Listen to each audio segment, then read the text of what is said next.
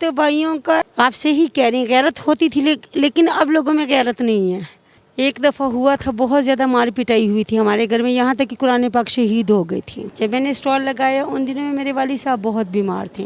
गैरत के नाम पर कत्ल भी कर देते हैं। पर मुकम्मल बेड रेस्ट करने में बैठ गई ना तो मुझे खाने की भी लाले पड़ जाएंगे।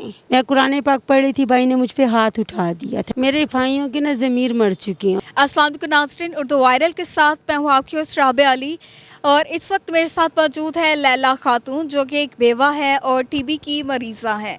इसके अलावा उनके भाइयों ने जो है उन्हें घर से निकाल दिया है और वो 9-10 सालों से जो है एक लिबर्टी में स्टॉल लगाए हुए हैं और वो किस तरह गुजर बसर कर रही है इतनी महंगाई में, और उनके भाइयों ने उन्हें घर से क्यों निकाला, आज हम उनसे जानेंगे। अस्सलाम वालेकुम। वालेकुम अस्सलाम। तो ये जो आप स्टॉल लगा रही हैं इतने सालों से, तो इसके पीछे क्या स्टोरी है, क्या वजह? मेरे हस्बैंड के इंतकाल हो चुका है जैसा कि मैंने आपको बताया, तो उसके बाद मेरा कमाने वाला कोई नहीं था। मेरे वाली साहब बहुत ज़्यादा बीमार थे। जब मैंने स्टॉल लगाया उन दिनों में मेरे वाली साहब बहुत बीमार थे, तो मजबूरन मुझे स्टॉल लगाना पड़ा। मेरे पास अखराजात नहीं थी, अपना ख़र्चा पूरा करने का भी नहीं था कोई सिस्टम। तो मुझे तकरीबन यहाँ पे 7 साल हो गए काम करते हुए। तो जब आपने स्टॉल लगाया उस वक्त आपके वालिद जो है हयात थे, उनकी? हाँ जी, मेरे वालिद साहब को 4 से 5 साल हो गए, उनकी डेथ हो गई है। वो जिंदा थे लेकिन बहुत ज़्यादा बीमार थे, चारपाई पे थे। तो आप माशाल्लाह पठान हैं। हाँ जी, मैं पठान हूँ।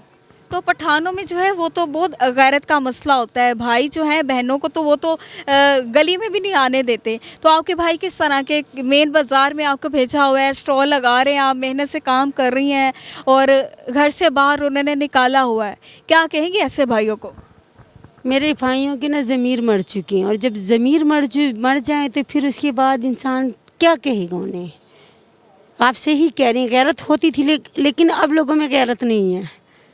अब गैरत के बजाय ना लालच आ गए हैं। पैसा हो, बीवी हो, अपने बच्चे, बस उसके अलावा दूसरा कोई बंदा खून का रिश्ता भी उनके लिए खून का रिश्ता नहीं है। तो आपको क्या लगता है ये क्या वजह है? बहनें तो भाइयों का इतना एहसास करती हैं, आपने अपने भाइयों के लिए क्या क्या किया? मैंने अपने भाइयों के लिए बहुत खिदमत की थी जब तक वो हमारे साथ थे।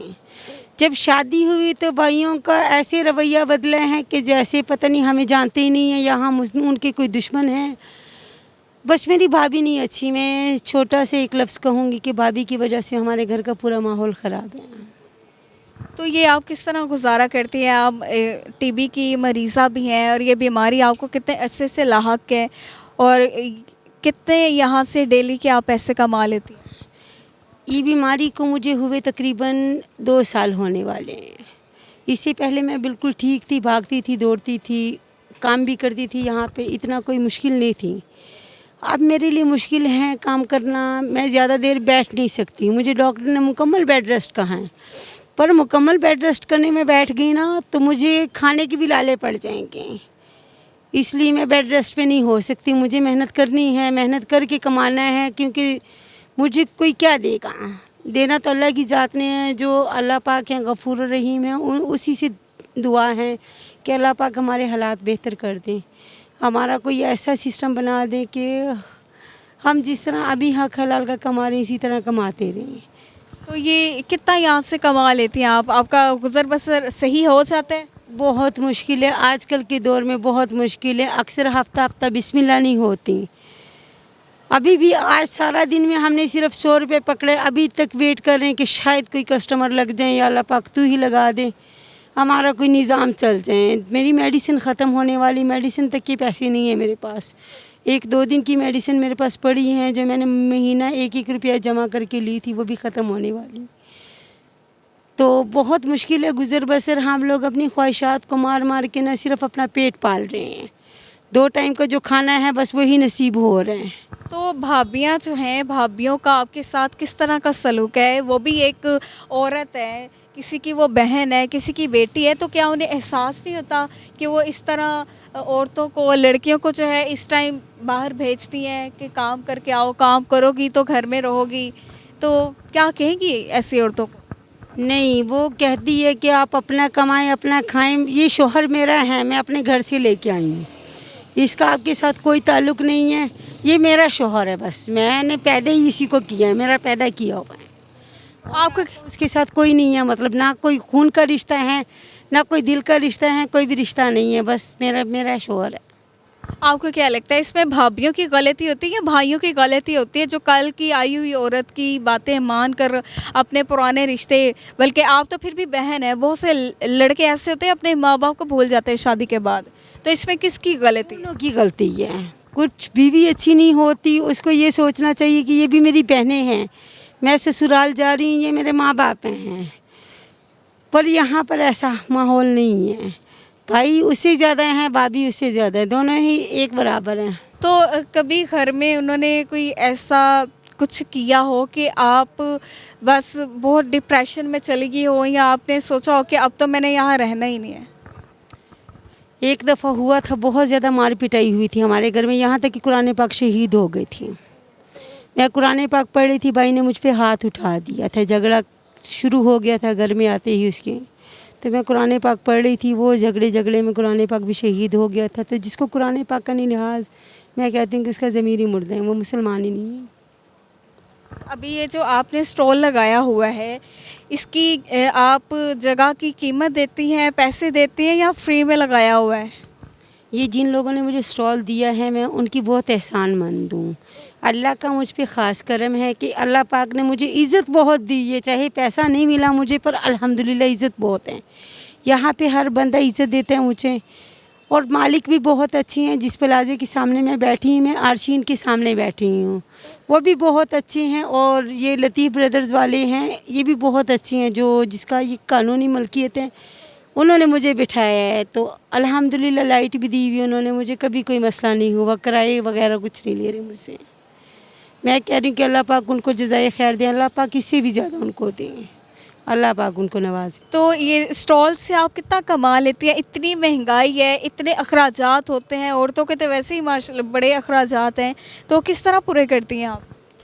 अखराजात तो बहुत ज़्यादा हैं, लेकिन हम लोगों ने ना अपने दिल को मार दिया हुआ है, हम अपनी ख्वाहिशें नहीं पूरी करते हैं। मुझे कपड़े चाहिए तो उसकी भी ख्वाहिश पूरी नहीं करूँगी, जूती चाहिए तो उसकी भी ख्वाहिश नहीं पूरी करूँगी।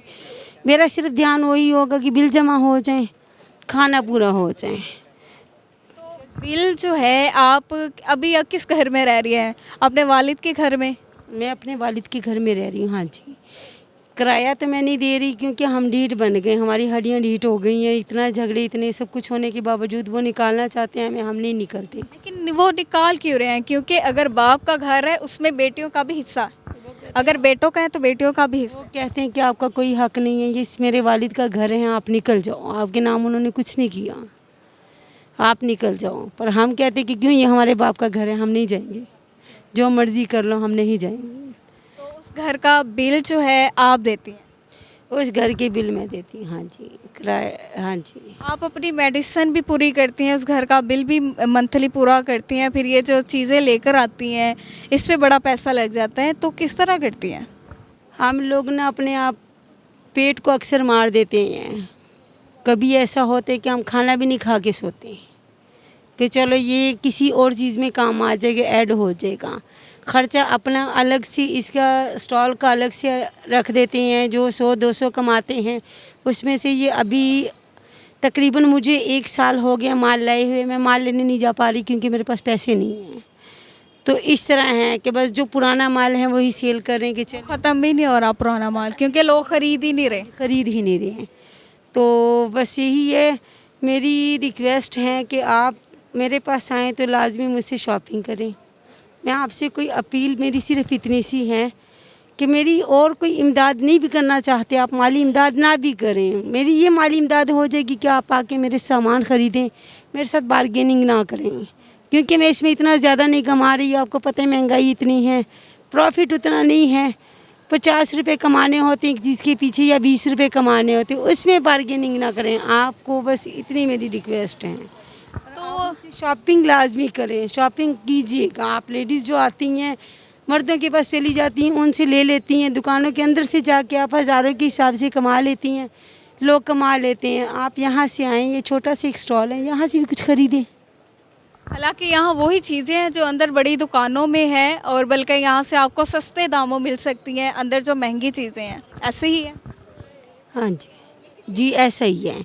वो वही चीज़ें अंदर भी हैं, वहाँ पे डबल ट्रिपल पैसे दे के आ जाती हैं। यहाँ पे अगर हम हल्की सी भी प्राइस बताएंगे ना तो कहेंगे नहीं ये तो बहुत महंगी है, वहाँ पे इतने की मिल रही है। इसके पीछे क्या वजह है, आपको क्या लगता है कि स्टॉल छोटा है? स्टॉल तो छोटा नहीं है, लेकिन लेडीज़ जो है ना वो मुतमईन नहीं होती, मर्दों से मुतमईन हो जाती हैं। हमें ज़्यादा बार्गेनिंग नहीं करनी आती। हमारा यही कि हमने जो 50 कमाने वो कमाने, हम यही बता देते कि हमने 50 कमाने, वो हमारा हक है। सारा दिन गर्मी में बैठे रहते हैं, पूरी सर्दी में ठठरती सर्दी में बैठते हैं, ये हमारा हक है। तो आपके शोहर को 7-8 साल हो गए हुए हैं फोत हुए, तो आपने दोबारा शादी का नहीं सोचा? आप शादी करती और अच्छे से ज़िंदगी गुजारती, आपको क्या लगता है? मेरे पहले शौहर से मुझे कोई सपोर्ट नहीं मिली। शादी के बाद खर्चा तक नहीं था देता मुझे। वो 1-1.5 लाख रुपए उसकी तनख्वाह थी। सऊदीया में वो कमाता था, अच्छा भला कमाता था, लेकिन मेरे लिए उसके पास 1 रुपया भी नहीं था। मेरी वहाँ पे एक हड्डी भी टूट गई थी, फ्रैक्चर हो गई थी पेशावर में होते हुए। तो उस बंदे ने मेरा पूछना भी गवारा नहीं किया। तो मुझे अब शादी के नाम से ही ना उलझन होती है, मैं मुतमईन नहीं हो पाती। अब किसी मर्द पे एतबार करना मेरे बस की बात नहीं। ऐसे कभी किसी ने प्रपोजल दिया आपकी आंखें देख के? नहीं, प्रपोजल नहीं दिया, क्योंकि इधर हम लोग बड़ा सीरियस रहते हैं। किसी के साथ फ्री ही नहीं होते, जिसने ख़रीदना है वो ख़रीदे। बस इस काम के लिए आते हैं, अपनी मेहनत करने के लिए, बस हक हलाल का कमाने आते हैं। आज तक किसी ने प्रपोज नहीं किया। तो नाज़रीन, ये आप इनका खूबसूरत सा छोटा सा और अच्छा सा स्टॉल देख सकते हैं। यहाँ पर बहुत सारी चीज़ें हैं जो कि ज़रूरत की हैं, और लिबर्टी मार्केट में बहुत से लोग आते हैं और बहुत सी महंगी अशिया ख़रीद लेते हैं, लेकिन इनके पास भी वही अशिया है। तो आपसे रिक्वेस्ट ही हम कर सकते हैं कि यहाँ ज़रूर आएँ और यहाँ ख़रीदें। तो जो औरतें, जो लोग हाथ फैलाकर मांगते हैं, उन्हें आप क्या पैगाम देना चाहेंगी? आपने मेहनत को क्यों तरजीह दी? मेहनत में अज़मत है। हमारे नबी ने फरमाया कि औरत तिजारत कर सकती है, तो हम किसी के आगे हाथ क्यों फैलाएं? अल्लाह ने मेहनत करने के लिए पैदा की है। मर्द कर सकते हैं तो हम औरतें भी कर सकती हैं। तो मुझे इसी में अच्छा लगता है कि मैं फ़ख्र से कह सकती हूँ कि मैं हक हलाल का कमा रही हूँ और अपनी मेहनत का कमा रही हूँ। किसी के आगे हाथ फैलाना, हाँ जी नहीं, उसके लिए मैं उनको भी कह देती हूँ, पेशावर औरतों को, कि खुदा का वास्ता है कोई अच्छा काम करें। ये अच्छी की बात नहीं है, इसमें तो अल्लाह की भी लानत है। जो इस तरह से मांगते हैं भिखारी लोग, उन पे तो अल्लाह की लानत है। तो हम लोग अल्हम्दुलिल्लाह मुसलमान हैं, कुछ तो अपने फ़राइज़ पूरे कर लेना। हाथ फैलाने से बेहतर यही मैं समझती हूँ कि मैं मेहनत कर रही, थोड़ा है पर अल्लाह का शुक्र है कि अपना है। तो नाज़रीन, हम डिस्क्रिप्शन में भी इनका नंबर जो है वो डाल देंगे और आप इनसे ज़रूर रब्ता कीजिएगा। यहाँ जब भी आप लिबर्टी मार्केट आएँ तो इनके स्टोर पर ज़रूर आइएगा। यहाँ बहुत ही सस्ती और बहुत अच्छी चीज़ें हैं, बहुत मयारी चीज़ें भी हैं। तो आप एक दफ़ा अपना नंबर भी बता दें और दूसरा अपनी लोकेशन और किस टाइम आप बैठती हैं वो सब बता दें। मैं बैठती हूँ 2 बजे से आ जाती हूँ, रात 12 बजे 11:30 बजे तक हम इधर ही होते हैं। 11 बजे हम बंद करना स्टार्ट करते हैं, क्योंकि ये दुकान बंद हो जाती है जिसके सामने हम बैठे हैं। फिर लाइट्स वगैरह ऑफ हो जाती हैं, और सुबह हम लोग तकरीबन 2 बजे यहाँ पे आ जाते हैं। 2 से 2:30 बजे हमारा स्टॉल लग जाता है। गर्मी हो सर्दी हो 2-2:30 बजे तक हम आ जाते हैं। हाँ जी, मेरा नंबर 03084574 263। बहुत शुक्रिया। हम डिस्क्रिप्शन में भी ये नंबर डाल देंगे। तो आपसे भी यही अपील है कि मेहनत को जो है तरजीह दें। मेहनत में अज़मत है, जैसे कि इन्होंने बोला, और मेहनत से, इज़्ज़त से काम करें। अगर ये मेहनत से काम करिए तो इन्हें दिली सुकून है। पैसा नहीं है बेशक इनके पास, लेकिन इनके पास दिली और कल्बी सुकून है।